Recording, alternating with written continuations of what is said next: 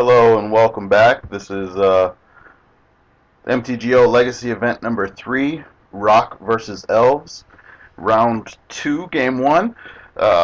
We are on the draw, and this is going to be our opening hand. We actually at this point don't know what we're playing against, but because there's not too much combo in the format, well, albeit there is combo, but it's in the form of Sneak Show and other show and tell variants right now. Kind of win right now as opposed to play a ton of spells and win. Um, that being said, Gristlebrand is in the format, and Swords to Plowshares is actually pretty good against them. If they cast Show and Tell, we're dropping in a Knight because it's the best thing that we could do. If they're playing Reanimator, we at least have two ways to fight them, and once Gristlebrand is taken care of, or if they, Lord willing, I'm not a religious man, so take that as just a common phrase for the area. They go get Jin to Taxis, which we are so happy about. We have answers for it. So we're keeping this hand, and I'll move up to the first thing that I saw. Alright, here we are at the 2-minute 25-second mark. This is, we've just actually entered our draw step. This is the first mistake that I noticed. We have two options here. We have the Stoneforge and we have a Pulse. Our opponent has 3 mana available to him and did not play a spell. So what that means is that they either don't have anything relevant to do for 3 mana or they're protecting something.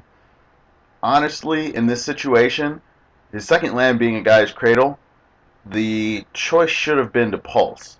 Because I got a little bit carried away and valued my Jit where it should be. I mean, don't get me wrong, your Jit's very good, but having the ability to kill both of his creatures and the next turn play the Mystic, look for a land if need be. If you draw a land, then yay, put that in, or just play the Mystic and have your swords up.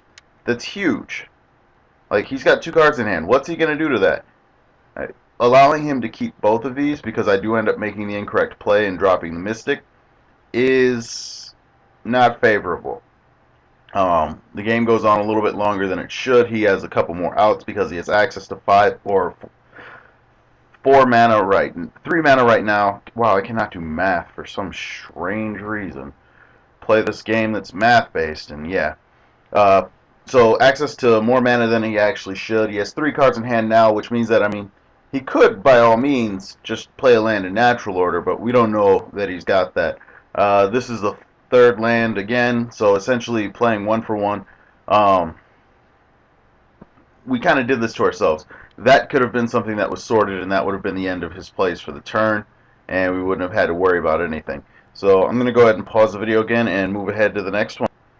Alright, here we are again at the 3-minute 45-second mark. Not so much a misplay, just a attempt to correct our lines.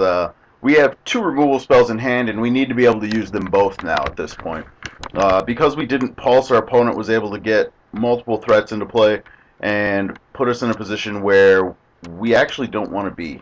Had we run the play line from before, there would be 2 less Nettle Sentinels. I don't know why, I just tried to move my mouse up off screen like it wasn't on the screen. So he has 2 Nettle Sentinels that would both be dead in the yard. We'd be staring down both of these 2 cards again because he'd play with one, and then with the Cradle mana he'd play the other. So, I mean, essentially the only difference is that we have the Mystic in our hand now as opposed to, or the Jit in our hand now as opposed to the Mystic, and we're drawing a known card.